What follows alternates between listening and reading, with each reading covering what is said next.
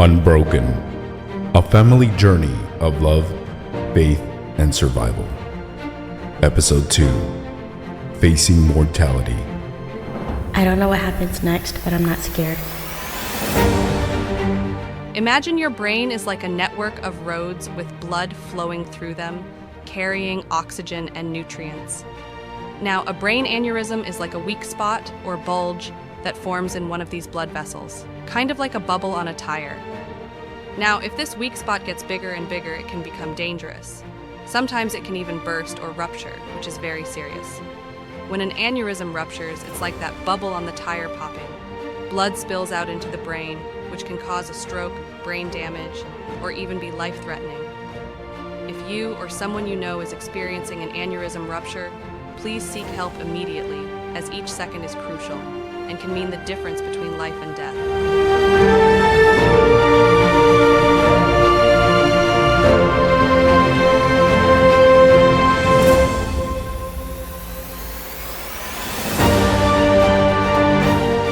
Unbroken, a story of faith and survival.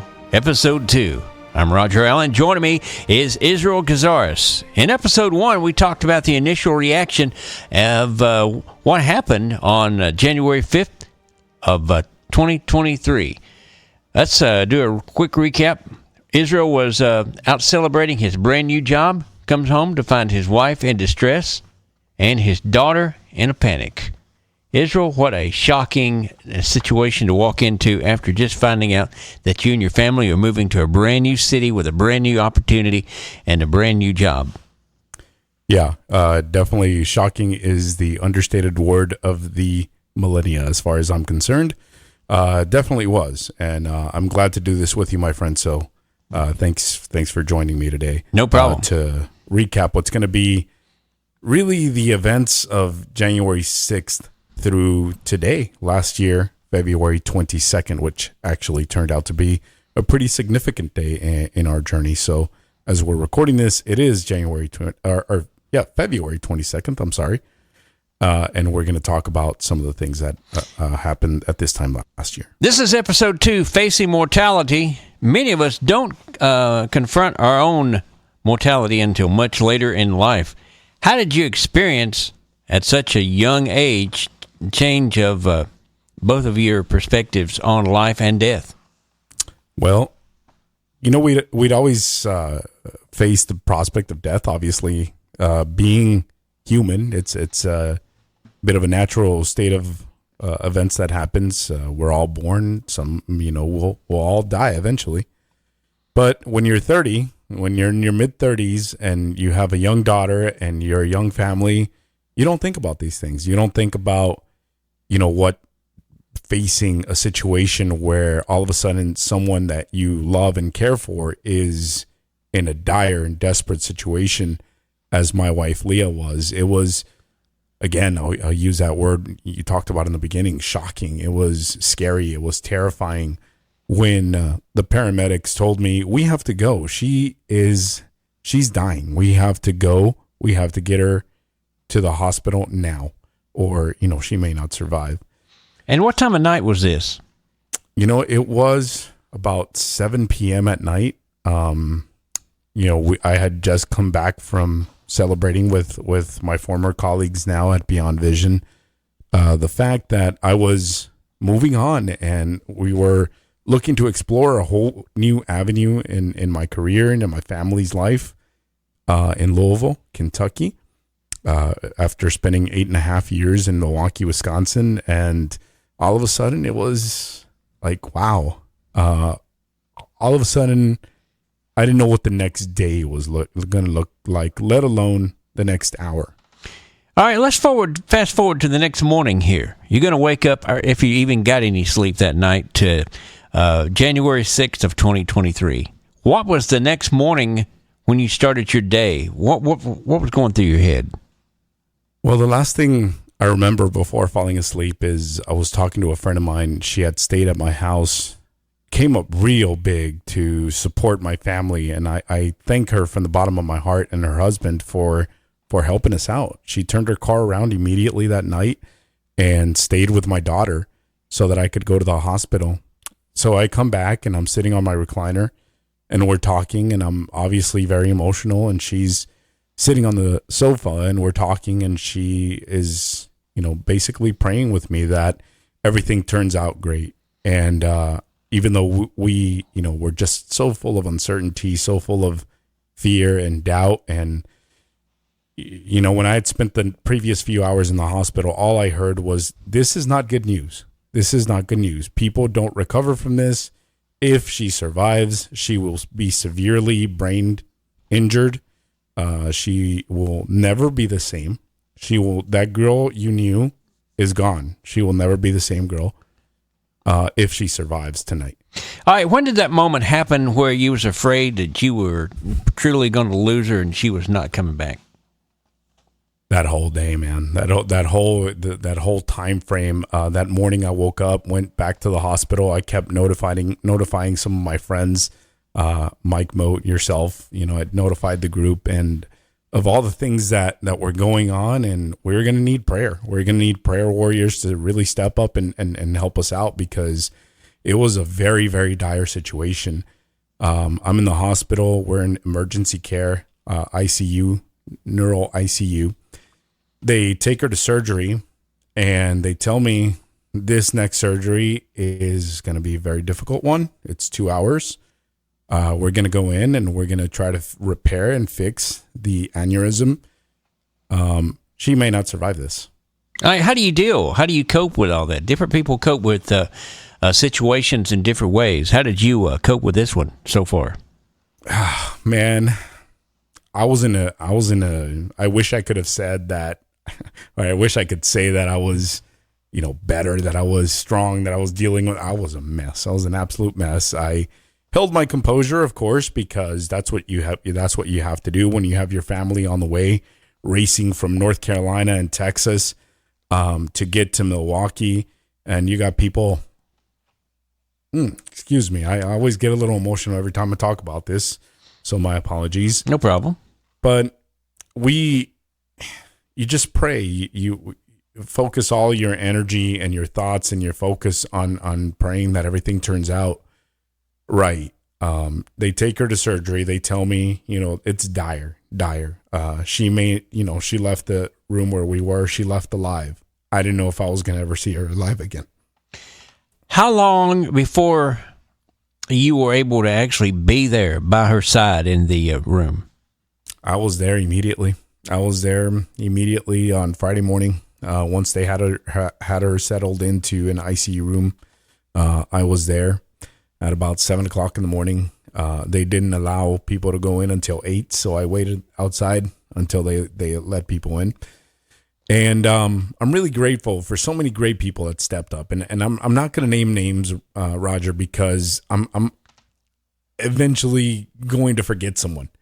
January 6th was a very difficult day, and there was so many people that stepped up with prayer, with literally showing up, and it was interesting the way things worked out. I mean, her sister and my family were racing to get to Milwaukee from North Carolina to Texas, and it so works out that their planes landed at the same time. Wow. They met at the airport. For the first time, they met at the airport. And they were able to make contact and share the same Uber to get to our house. I mean, that's how crazy timing was. And my sister-in-law's plane was delayed twice. But little did we know that those delays actually turned out in our favor, because she was able to meet up with my family, and they were all able to make their way together. So even the timing of that, we already started noticing how things were lining up, and when people got to the apartment, I was able to, leave the hospital. We had a family meeting at about 2-3 o'clock in the afternoon, and I told everybody the situation, laid it out, explained what an aneurysm was, explained that Leah's aneurysm had ruptured, and that there was massive brain bleeding, and that the situation was very, very dire. Okay. They were telling me, basically they told me to go home and get her affairs in order because they didn't expect her to survive. Wow. All right. It's obvious she survived, or she wouldn't be doing as well as she is. I mean, she's back to normal. She's cooking, she's cleaning, she's keeping you and the baby keeping y'all straight. I mean, she's basically back in charge and enjoying life. She's laughing, she's giggling, she's happy. As she lay there in the hospital, did you play music or did you do anything special that hopes that she would wake up and respond? We played music. We sang to her. I read her the Bible. I played so many different songs for her, and her sister played music for her. So I'm going to fast forward a little bit in time because this kind of goes along with the conversation we're having right now about what we were doing. They put her in a coma. She survives the surgery. They put her in a coma, and because they were trying to hopefully give her brain time to heal. It was how she would wake up from the coma that was going to tell us everything if she woke up from the coma, as they were telling me. So I'm keeping track of these things because it's the second or third time that they tell me in about 30 hours that she's not going to make it. So she goes under. She's under for 3 weeks. She's under until January 24th. And I want to fast forward to that because that day was really phenomenal. When you're talking about music, Roger, when you're talking about the power of prayer and music. So that Saturday, January 21st, I had gone to the hospital and the doctor came, put his hand on my shoulder, and he's like, "Listen, son, you have decisions to make." Okay, well, let's back up a second, okay? Yeah, let's back up a second and tell everybody, up to this point, you're using every form of ways to get to the hospital. You're using Uber, you're using bus, you're using friends, you're using family. You're basically living, sleeping, eating, breathing everything that hospital. And you're trying to balance every bit of this, as well as the fact that you don't know your current employer situation, because again, you've got a brand new job that you're starting, and Yep. You're dealing with decisions professionally as well as personally, and you're trying to make the financial thing work as well, because again, everything was tied up in moving to Louisville from Wisconsin. So Yeah. there's a lot of this going on too. But okay, we're at the hospital that Saturday, and your doctor tells you you've got to make some decisions. Yeah, and he just says she's not waking up. Her brain is still very, very swollen. We can do two things. We can either move her to a long-term ICU where she will remain in coma, essentially as a vegetable, or you can end life support and we can let her go. How do you make a decision on those choices? Do you pray? Going back on how I felt that day and being told that again, and then having to deliver the news again to our families. My sister-in-law was in our apartment with my daughter at the time because we were taking turns. I would go see Leah in the evenings. She would go in the morning. We'd work. As you said, I had just started a new job a few days ago. On January 17th, I started working for APH. And by the way, I do want to take this moment to thank APH so much for their support and for our team that was very, very supportive, very understanding. Anything that I needed, they provided. It's been a wonderful, wonderful first year at APH, and I couldn't be happier. But I went home, and I had a conversation with my sister-in-law, and I said, "Listen, this is the situation." Leah and I had talked about what would happen if one of us was ever in that position.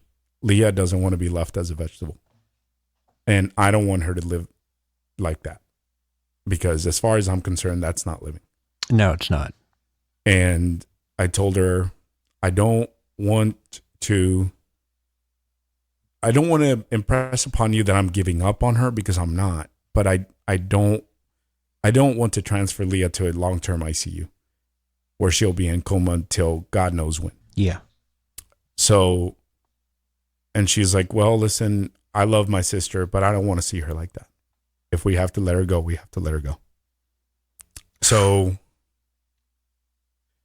yeah, the enormity of that moment as I'm holding my daughter, tears streaming down my face because I'm like, my little girl is possibly going to lose her mom in a matter of days. And I'm sure she doesn't really understand what's going on either. No. I mean, she's 1 year old. Thank God for the innocence of babies and the resilience of babies and young children, because that moment was difficult. My arms were shaking. I could barely hold my daughter, just to think this little girl could possibly grow up without her mom in just a matter of days. And I had asked the doctor, I said, well, if we end life support, how long would it take? And he said, oh, it'll be quick. She'll be gone in hours, maybe a couple of days, but she'll be gone quick. Wow. What a, talking about putting your emotions in overdrive here, because, you've got two choices here, and neither one of them is the winning choice. So is that where your faith kicks in? Yeah. I mean, a couple of days later, when the family arrived, Monday, the 23rd in January, I talked to everyone again, communicating always Leah's desires, my desires, and our faith that we weren't giving up, but also that we didn't want to see Leah lie in a coma in basically a vegetative state. No. Nobody wants to be that way. No, nobody. I had asked the doctors to give me a few days to at least let our family arrive so that we could all be together when that moment came. And because it was, those few days, Roger, were just really doom and gloom. I mean, we had friends coming by on Sunday. A very dear friend of us came by to basically say goodbye. Oh, and let us not forget about Floyd laying up on the bed with her. Yeah. I mean, the dogs loved her. I mean, she had just gotten her guide dog, her second guide dog, Yacht. He was a big yellow lab. She obviously, Leah has touched the lives of so many people, and the outpouring of support was obvious from people sending messages from all across the world. I even heard from people in Australia, California, all over the States and Mexico. I got messages of support, prayers and all kinds of things. And so those days were difficult because even our friends were stopping by basically to say bye, to say their last goodbyes to her. All right, let's talk about the fact that, all this has happened here. It's on a Monday. We're 2 days into this, and everything is looking not too good. And all of a sudden, a miracle happens. Let's talk about the miracle. Yeah. So we gathered together, my family and I. It was my dad, my mom, and my two brothers. The only one missing was my sister. She couldn't make it due to work circumstances. And we gathered together in the hospital, in the ICU room. And I can tell you this, the doctors felt so bad about the situation that normally the rules were that only 2 people at a time could be there in there with her. There was 5 of us in there with her. Wow. But they basically had decided, this is dire. They need to say their goodbyes. So we gathered together and we began to sing and just play music and pray. And I didn't say anything when I left that day, but I'm like, something feels different. I left the hospital and instead of feeling, oppressed and sad and depressed and all that stuff that you would think accompany the potentiality of losing your wife, I didn't feel that. Instead, that night, I ate dinner and I slept like I hadn't slept in days. I slept better than I'd slept in days. And of course, let's talk about the fact that you're probably going on 3 and 4 hours sleep a day. Yeah. On a good day. On a good day. Mainly, it was practically about 2.5 hours and then 10-minute naps everywhere I could get them in. So the business of January 24th was to plan Leah's funeral. To plan what was going to happen to her body, to plan funeral, to get all this stuff arranged. We were having breakfast. It was about 6 o'clock in the morning. I'd already been awake for 4.5 hours. And we were having breakfast at a restaurant right across the street from where I used to live in Milwaukee. And all of a sudden my phone rings and I see it's the hospital, and I think the worst. My heart just drops, and I'm like, I don't want to answer it. It's the hospital. And I pick it up, and I'm like, yeah, Israel speaking. And the nurse that I hear on the line is a lovely, lovely lady named Danielle, who was very involved with us with Leah's care. And she tells me, and I could hear that she was emotional, and I'm like, oh God, she's gone. And she tells me, yeah, I walked in this morning to Leah's room, and I said, Leah, open your eyes. And she did. And of course, Leah's first words she probably spoke was, "What y'all doing?" If she could have spoken right there, I'm sure that's exactly what she would have said, knowing her sense of humor. But it was just, I couldn't believe what I was hearing. I'm like, she did? And she's like, yeah, she's awake. But man, when you got there, she still couldn't talk or say anything, right? No, she was still ventilated. She couldn't breathe on her own. She was still ventilated, but she had responded to a command, whereas for the last few weeks she hadn't. All right, let's fast forward a little bit if we can, because we got a lot to cover here tonight. She's responded. She's beginning to wake up. She's on the ventilator. She's beginning to come back and get things together. How long before the ventilator comes off? Yeah, we spent another couple of weeks in ICU at Columbia St. Mary's in Milwaukee. And we began to work on recovery as far as physical therapy. What was amazing to me, and I posted about this on social media, and I want to point this out, that very week that Leah woke up, at the beginning of the week, we were just all talking about Leah's death. By Friday, we were talking about how fast we could possibly get her on her feet. Wow. So just to take the audience on what a roller coaster that was, from going from it's almost certain that you're going to die to, hey, she could possibly be on her feet by the weekend. You're listening to Unbroken, a story of faith and survival. I'm Roger Allen. My guest is Israel, and we're talking about his wife Leah, who had an aneurysm on January 5th of 2023, and she is now recovering in the hospital, and she's just woke up, and things are beginning to come together for you guys. And you have such a great story to tell, and again, the emotions are crazy. You've went from extremely sad, extremely heartbroken, and trying to find ways to tell your daughter everything that's going on to, we do have possibilities here. I can tell my daughter we've had a miracle happen here. And, as we know that, God, gives us miracles every single day that we're alive. And some of them, we don't even think about the miracles that he does every day so we can be here. But this one is a special miracle because, she went from having everything against her pretty much to here she is, she's fighting and she's beating the odds, and is continuing to recover. And here we are, getting ready to take the ventilator off.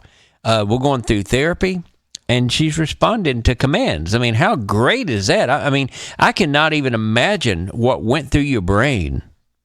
I can tell you this: the first time I walked up to her, because I had a little bit of a Thomas moment. For those of you familiar with the Thomas story in the Bible, where Jesus appears to the disciples and Thomas says, "I need to feel you to make sure it's you," basically. Mm-hmm. And I had my Thomas moment because I was like, I don't believe it. I obviously in my heart I wanted to believe it, but that part of us as humans, we need to see to believe sometimes. And there's a lesson in there. There's a lesson about having faith.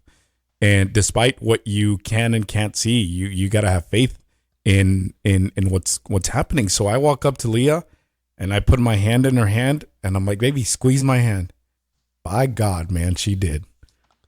And I'm like, oh my goodness. That's when it just, everything became so real to me.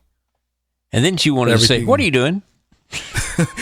There were a few times where I got in her face. I'm like, what are you doing here?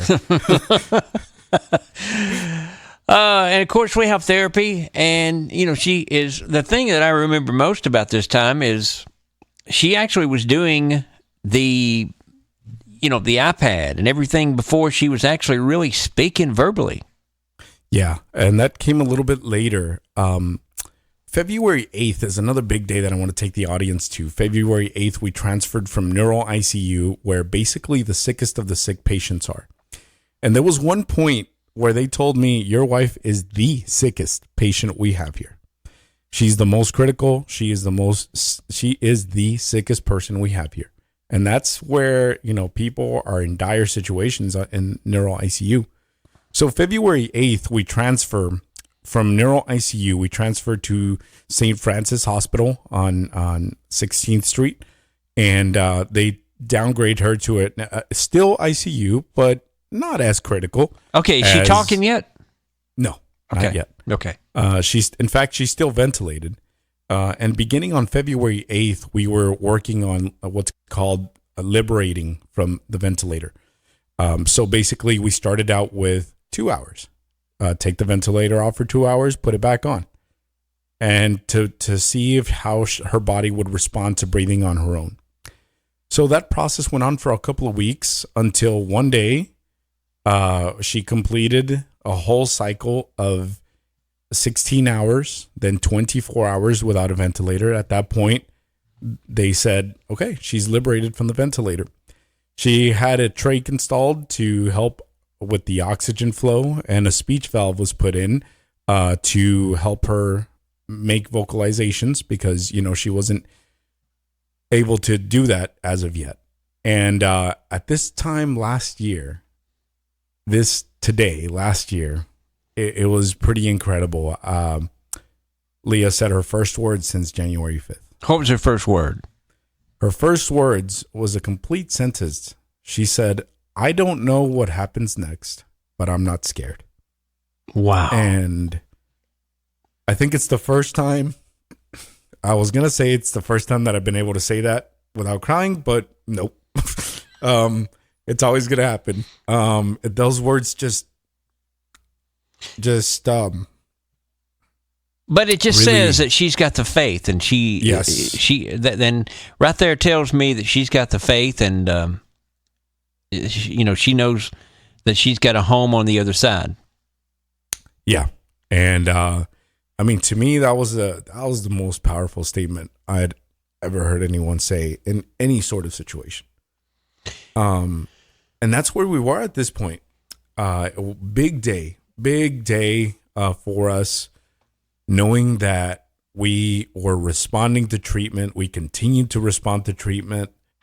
They were doing physical therapy every single day, helping her sit up again.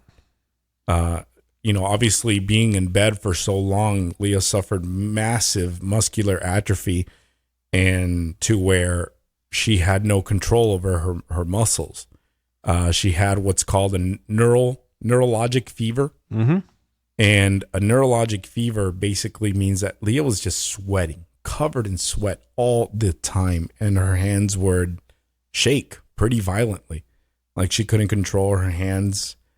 She couldn't control any of the motions that she was producing at the time. All right. So has your daughter got to see her yet? Not yet. Okay. When does this happen? And that happens on March the 3rd. And in fact, I would like to play that first meeting with her. Okay, let's play it. Good afternoon, friends and family. We are doing a short little Facebook Live because this is the first time that Leah, me, and Chloe Ann have been together. in almost 2 months. Leah is doing so much better. Chloe Ann is here saying hi to her mom. And Leah has seen how big Chloe Ann is now. I'm gonna show you guys them. That's Leah. Leah, you want to try and say hi to people? You want to say hi?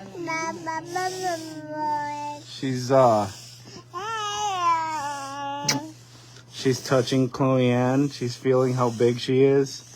And Chloe Ann's got me by the t-shirt. Chloe, para todos nuestros amigos que hablan español, aquí estamos en el hospital con Leah, con mi mamá y con la niña, con Chloe Ann. Y estamos muy contentos porque Dios nos ha hecho el milagro de que aquí está Leah y estamos recuperándonos. We're getting better every day. Y la niña está creciendo, está bien grande.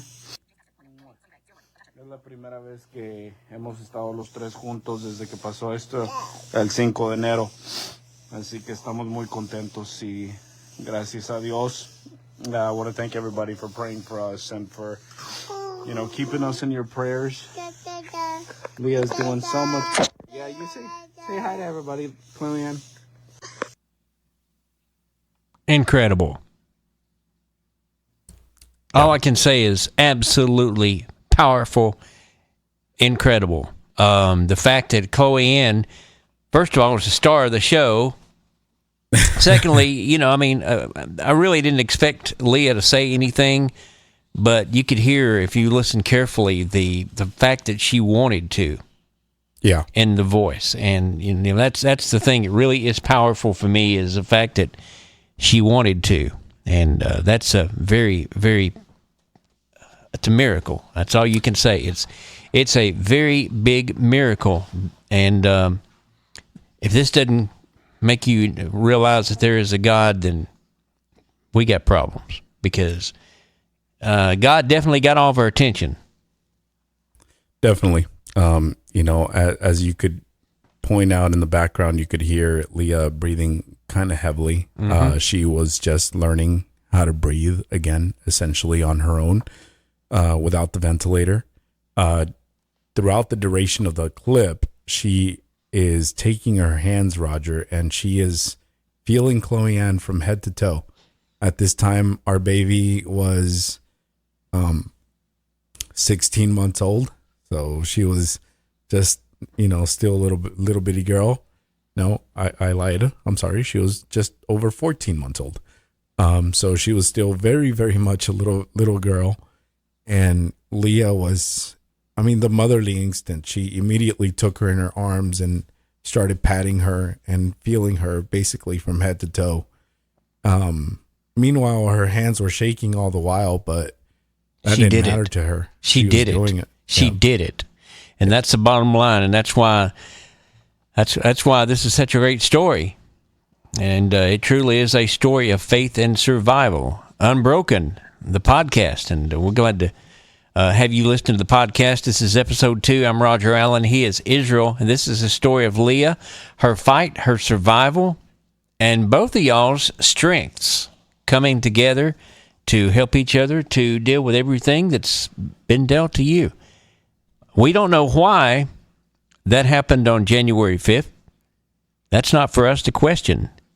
What it is, it's for us to celebrate the triumphant return of a woman that they basically said was gone. And she didn't go. She stayed. And thank goodness for that, because you need somebody to keep you in line, and Chloe Ann needs somebody to help her to keep you in line. You got that right, man. Because you're in a house of two women, and